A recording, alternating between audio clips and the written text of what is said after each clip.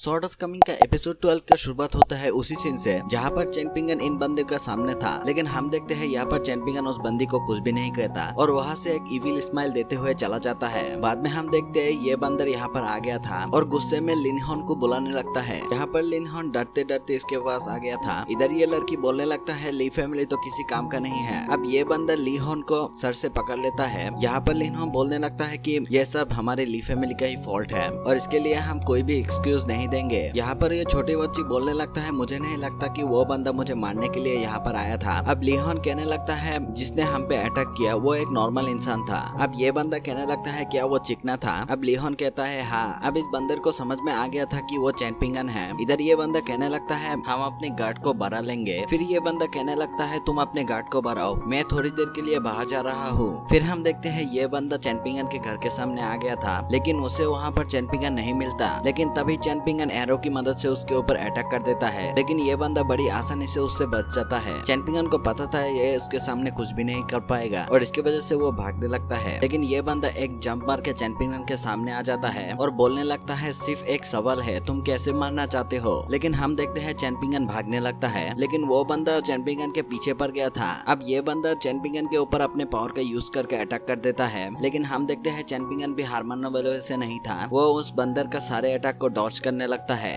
और इसकी वजह से वो बंदा एक भी अटैक चैन पिंगन पे नहीं कर पाता। अब हम देखते हैं चैन पिंगन भागते हुए एक जगह पर आके तीनों तीर से अटैक कर देता है, लेकिन हम देखते हैं वो बंदा बड़ी आसानी से उससे भी बच जाता है। अब हम देखते हैं ये बंदा तेजी से आके चैन पिंगन के सामने आ जाता है और चैन पिंगन को एक पंच मारने वाला होता है, लेकिन उससे भी चैन पिंगन डॉज कर लेता है। अब हम देखते हैं चैन पिंगन एक रस्सी की मदद से उसे नीचे गिरा देता है और ये सारे नजारा चैन जिन चिन और शॉन्ग देख रहा था और चैन चिन जिन कहने लगता है उस ओल्ड ब्रेट ने एक छोटी बच्ची को पकड़ नहीं पाया। ये बात सुन के शॉन्ग कहने लगता है शायद आपको पता नहीं कि कैसे शुरुआत किया जाए। अब चैन चिन चिन कहने लगता है मैं भी देखना चाहते हो ये बंदा कितनी देर तक उस बंदे को हैंडल कर सकता है। यहाँ पर चैन पिंगन उस बंदर का सामने आ गया था। अब वो बंदा कहने लगता है क्या तुम्हें लगता है कि तुम मुझसे बच पाओगे, लेकिन हम देखते हैं चैन पिंगन उसके ऊपर एरो हिट कर देता है, लेकिन उससे आराम से बच जाता है। अब इस बंदे को आ गया था गुस्सा और गुस्से में वो पावर को एब्जॉर्ब करने लगता है। ये देख के चैन पिंगन वहाँ से भागने लगता है, लेकिन हम देखते हैं वो बंदा चैन पिंगन को इतने आसानी से छोड़ने वाला नहीं था। वो तेजी से चैन पिंगन का सामने आके चैन पिंगन को एक मुक्का मार के गिरा देता है और इसकी वजह से चैन पिंगन बहुत दूर पटक गया था।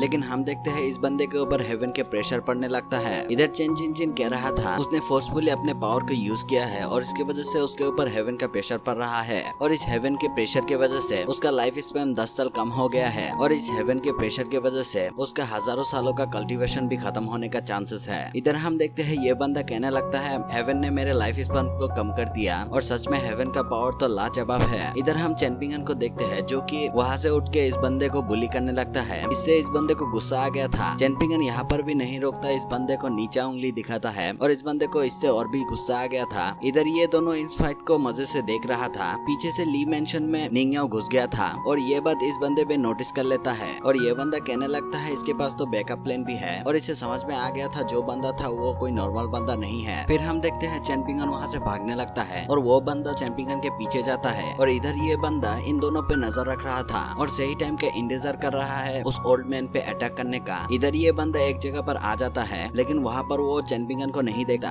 इधर से चैन पिंगन अपने गुलेल का यूज करके उसके ऊपर पत्थर से अटैक कर देता है, लेकिन वो बंदा उस पत्थर को पकड़ लेता है। फिर वो बंदा देखता है कि मल्टीपल जगह से मल्टीपल पत्थर आके उस पे हिट होने लगता है और इसकी वजह से ये बंदा और भी गुस्सा हो गया था और पावर के साथ साथ हर एक चीज को उसके और खींच रहा था और इसकी चिपट में चैन पिंगन भी आ जाता है। लेकिन हम देखते हैं चैन पिंगन उसके सामने कुछ भी नहीं कर पाता और इस बंदे के सामने आके गिरता है। अब चैन पिंगन उसके ऊपर अटैक करने की कोशिश करता है, लेकिन इससे कोई फायदा नहीं होता। अब ये बंदा चैन पिंगन को मारने के लिए आगे बढ़ रहा था और चैन पिंगन भी पीछे जाने की कोशिश करता है। इधर से ये बंदा एक शॉर्ट फॉर्मेशन का यूज करके उस बंदे के ऊपर एक सरप्राइज अटैक करता है और समय रहते ही ये बंदा उसको देख लेता है और उसके ऊपर काउंटर अटैक कर देता है। अब ये बंदा कहने लगता है तुम फेंगले गार्डन के लोग अब मुझ पे स्नेक अटैक करने की कोशिश कर रहे हो। इधर हम चैन पिंगन को देखते हैं जो कि एक ऊंचे पहाड़ में आके उसका सिग्नल भेज देता है और उसके साथ ही साथ हम देखते हैं ली मेंशन पे आग लग गया था। ये देख के ये बंदा परेशान होने लगता है। अब चैन पिंगन वहाँ से चला जाता है, लेकिन हम देखते हैं ये बंदा चैन पिंगन को छोड़ के ली मेंशन की ओर जाने लगा था। हम देखते हैं ये सारे काम निंग्याओ का था। हम देखते हैं ये बंदा भी ये सारा नजारा देख रहा था। फिर हमें एक पास्ट को दिखाया जाता है जहाँ पर हम देखते हैं ये सारा प्लान चैन पिंगन का था, क्योंकि अगर हम ली मेंशन में आग लगा देते हैं तो उसे माउंटेन की बैटलफील्ड में लाने में आसानी लगानी होगी। ऐसे करके हम उससे पावर यूज करने में मजबूर कर देंगे और उसके बाद वो पर्सन हमें जरूर मदद करेगी। अब निंग्याओ कहने लगता है अगर वो बंदा कोई एक्शन नहीं लिया तो, लेकिन हम देखते हैं चैंपिंगन को अपने प्लान में पूरा भरोसा था और इसके वजह से निंग्याओ भी राजी हो गई थी।